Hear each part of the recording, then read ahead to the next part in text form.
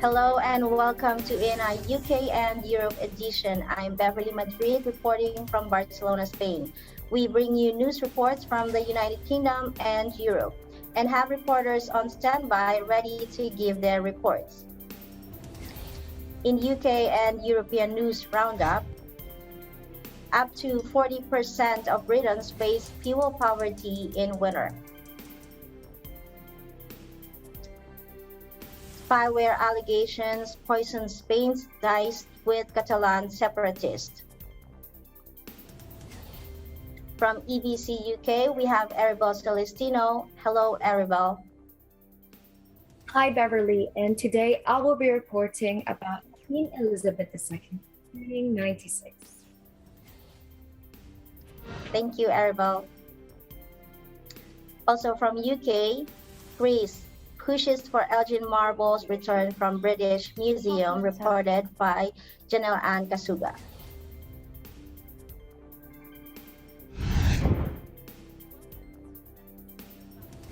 From Belgium, we have Maria Nestle Dawson will report about the museum on the stream of Antwerp, Belgium.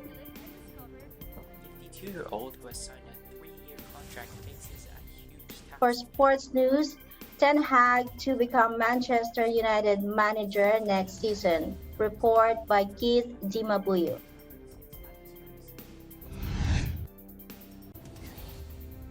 And for our view from our window, we will see the Grand Arch of Paris, France.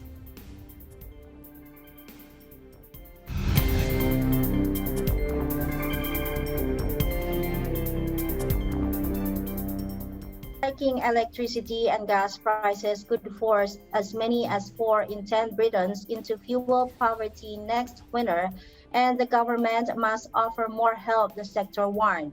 Bosses of major UK domestic energy providers appearing before lawmakers urged the government to caution the impact and prevent horrific fallout for millions who will spend a high proportion of income on fuel. Britain is forecast to raise its cap on energy bills again in October for consumers who are not on a fixed deal with their supplier, having already imposed a massive hike in April. The industry has been racked by a vast spike in wholesale energy costs after the economy reopened from lockdown and on fallout from the Ukraine war. Scottish power head Keith Anderson said the problem would be masked by low demand in summer months, but this would change during the cold winter as consumers reach for the thermostat. UK inflation hit a 3-decade peak at 7.0% in March, and the Bank of England predicts double digits by the end of 2022 as the cost of living crisis intensifies on runaway energy costs. Fuel poverty is when a household cannot afford to heat their home to an adequate temperature due to factors such as low income, high fuel prices, and poor energy efficiency. The UK government in February unveiled a package worth $9 billion or $11.9 billion to help millions of low and middle income households with energy bills in particular.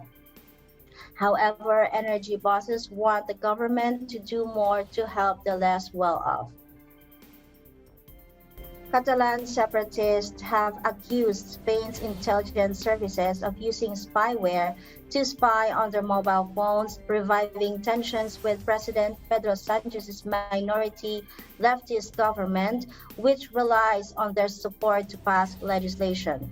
Canada's Citizen Lab Group said on Monday that at least 65 people linked to the Catalan separatist movement had been targeted by Pegasus spyware after a failed bid for independence in 2017.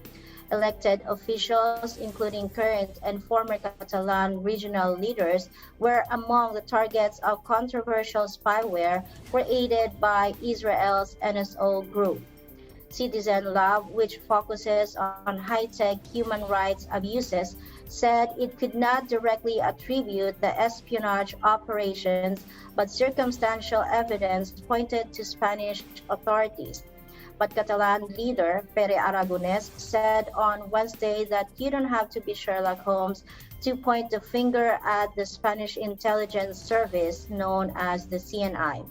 He also added that they have suspected for a long time that they were the target of the state intelligence service.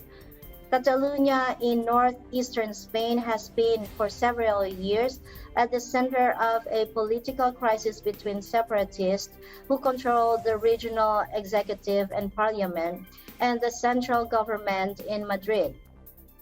Pegasus silently infiltrates mobile phones to extract data or activate a camera or microphone to spy on their owners. NSO Group, the owner of Pegasus, claims that the software is only sold to government agencies to target criminals and terrorists with the green light from Israeli authorities. The company has come under fire from global rights groups for violating user privacy around the world and is facing lawsuits from major tech firms, including Apple and Microsoft. The Spanish government has denied illegally spying on Catalan independence leaders, but was silent on whether the secret services had carried out any court-approved electronic surveillance. Defense Minister Margarita Robles, who oversees the country's intelligence apparatus, said that all actions carried out by the CNI are subject to judicial control and authorization. Aragonés described the explanations given so far by the central government as insufficient and warned that parliamentary stability could end if it does not take responsibility. Time for a break. Please come back for more in a UK and Europe edition.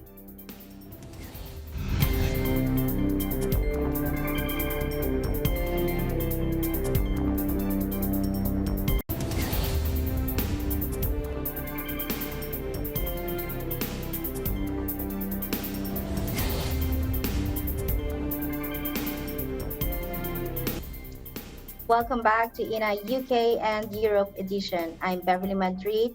Interesting stories around Europe this week. Queen Elizabeth II celebrates her 96th birthday. We are joined by Arabelle Celestino today to tell us more. Hello, Arabelle. Hi, it's Queen Elizabeth II turned 96, receiving a rousing happy birthday from a military band and ceremonial gun salutes after a troubled year hit by health concerns.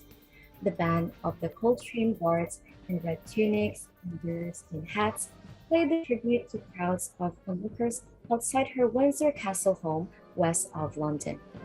Ceremonial gun salutes resounded across the country, including the Tower of London.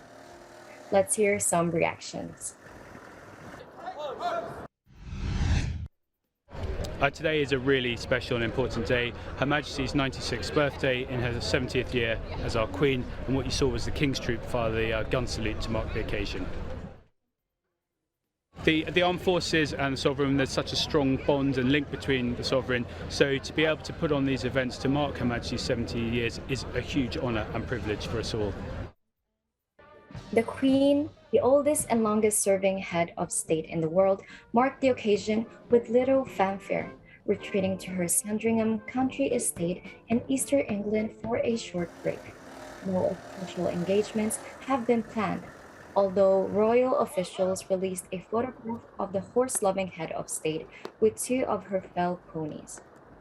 Well, Beverly, a royal tradition since the 18th century has also seen the monarch have a second official birthday, typically celebrated in warmer weather in June. The Sandringham trip is being seen as a positive step, given her recent health problems.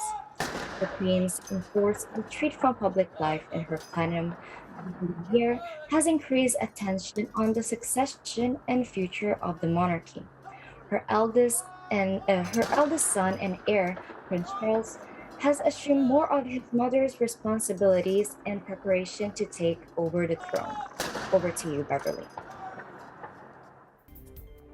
The official birthday of the Queen will be held in June. I can imagine how grand that would also be. Can you share more details about this? Well, Beverly, there will be 4 days of public festivities that will begin on Thursday, June 2, and will continue over the weekend until June 5, including a military parade, a large concert, and thousands of street parties around the country, and hopefully a sunny weather. So there's a lot that will happen, and we're looking forward to it. Beverly? Thank you for joining us today, Arabelle. Reporting from London, United Kingdom, I am Arabelle Celestino, and we live in interesting times. Greece wants the return of the Elgin marbles. With the details, here is a report by Janelle and Kasuga. Let's watch. The new director of the Acropolis Museum has called for an end to the long-running dispute for the return of the Parthenon marbles to Greece, noting that London's Parliament could rule on the issue. The Parthenon temple was built in the 5th century BCE on the Acropolis. In the early 1800s, workmen stripped entire friezes from the monument on the orders of the British ambassador to the Ottoman Empire, Lord Elgin. The marbles were sold to the British government, which in 1817 passed them on to the British Museum, where they remain one of its most prized exhibits. Athens insists the sculptures were stolen, but successive Greek governments and officials have failed to make headway in the dispute. The Times, a staunch supporter of the British Museum on the issue, stated, "Time and circumstances are changing. The sculptures belong in Athens, they must now return there."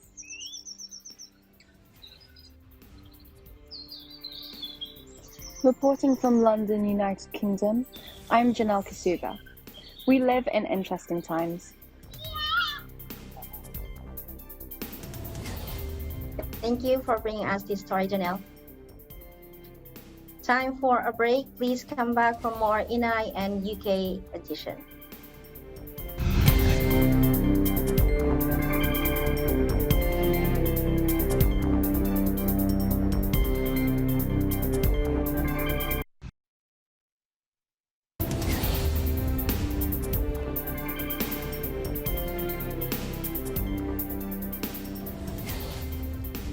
Welcome back to ENI UK and Europe edition. I'm Beverly Madrid.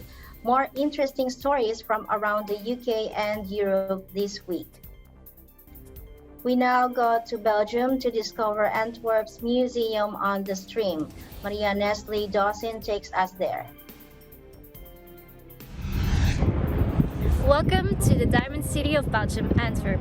I'm currently standing at the famous port where we can find Het Maas or Het Museum aan de Stroom, or in English, the Museum on the Stream. Let's take a look and discover what we can find about this city.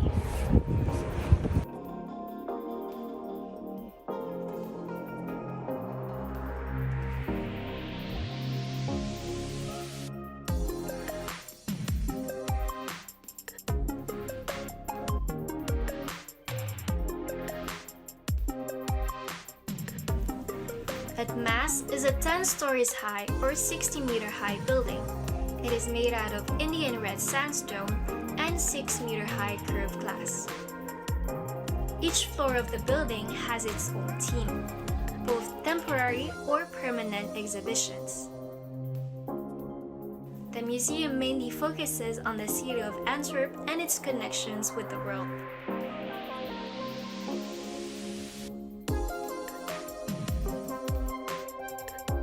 From the history of the city, its international trades and shipping, the ports and river, and the arts and cultures from different parts of the world.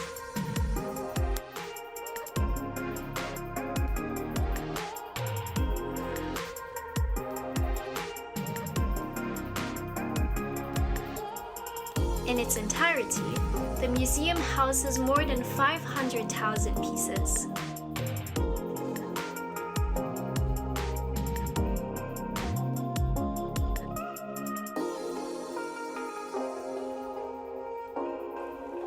After 9 floors of exhibitions, the last floor will offer you a panoramic view of the city and its surroundings.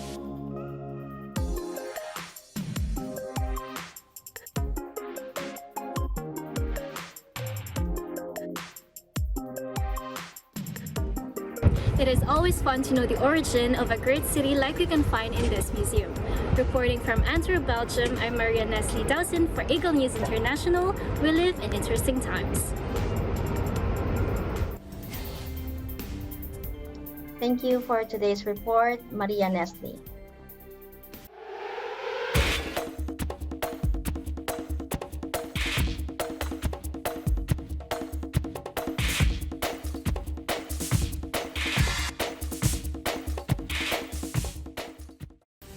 In sports, we have the latest on Manchester United's upcoming new manager. Keith Dimabuyo has the report. Let's listen in. Erik ten Hag will leave Ajax to become Manchester United manager next season, the English Giants confirmed on Thursday. The 52-year-old, who has signed a 3-year contract, faces a huge task to revive the Red Devils' fortunes after a 5th consecutive trophy this season. The Dutchman becomes the 5th permanent manager at Old Trafford since Alex Ferguson's retirement in 2013 sent the 20-time English champions into decline since then. Ten Hag is on course to win his 3rd league title with Ajax and took the 4-time European champions to the semi-finals of the Champions League in 2019 for the first time in 22 years. It is a great honour to be appointed manager of Manchester United, and I am hugely excited by the challenge ahead, said newly appointed manager Erik ten Hag. I know the history of this great club and the passion of the fans, and I am absolutely determined to develop a team capable of delivering the success they deserve. It will be difficult to leave Ajax after these incredible years, and I can assure our fans of my complete commitment and focus on bringing this season to a successful conclusion before I move to Manchester United, all stated by Erik ten Hag. Reporting for sports for ENI from the UK, I am Keith Dimabuyu, and we live in interesting times. Thank you for the sports update, Keith. For our view from our window today, we take you to Paris' Grand Arch, or Great Arch. Located in the La Défense district of Paris, the Great Arch was inaugurated in 1989. It was designed to be a place where people from all walks of life would meet. The Grand Arch stands tall along the business area of La Défense, visible from central Paris. The arch is built like a bridge that is 110 meters high. It has 12 pillars and is composed of 125,000 cubic meters of concrete. On its facade, it has glass and granite. It weighs 30,000 tons and required 4 years and around 2,000 workers to be built. The Grand Arch serves as one of Paris' many important landmarks. It is part of the city's historical axis, which is a line of some of Paris' main historical, architectural, and cultural infrastructures and buildings, like the Louvre and the Champs-Élysées. Today's view is courtesy of Christine Benedicto. Thank you for this view, Christine. That's it for today's program. Stay safe and keep positive as we bring you more stories next week from the United Kingdom and Europe. I'm Beverly Madrid from Barcelona, Spain. We live in interesting times. Hasta la próxima!